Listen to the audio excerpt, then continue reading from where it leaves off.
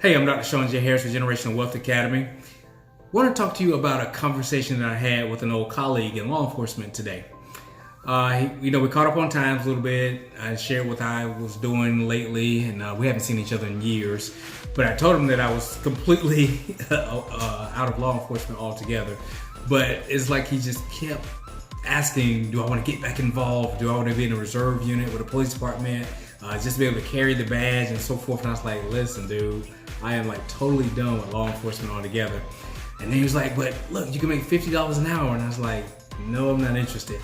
And he asked about Caden because he kind of keep up with him on Facebook and everything.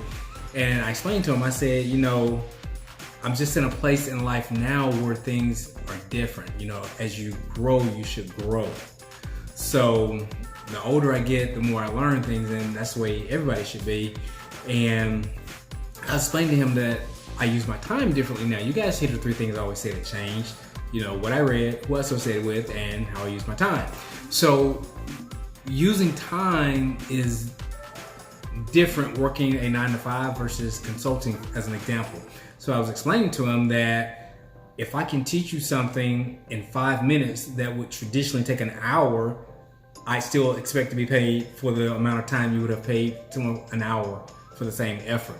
So when you get into a different space of wealth creation, you start to realize that it's not based on time.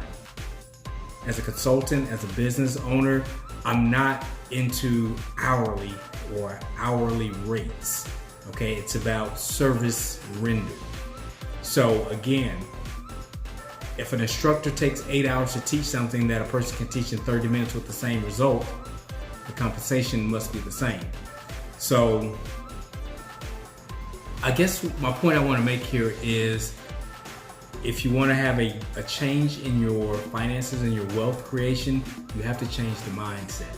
You can't stay in yesterday's thought processes thinking about tomorrow's future finances. So I came to the point where I realized it just wasn't going to change anything in his thinking, which I've gotten away from that anyway. I don't try to change people's minds on things.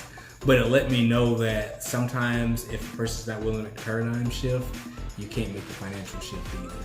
So just a little thought as I'm thinking about this, change your mindset if you want to change the money, okay? So that was just a little message I wanted to put out today.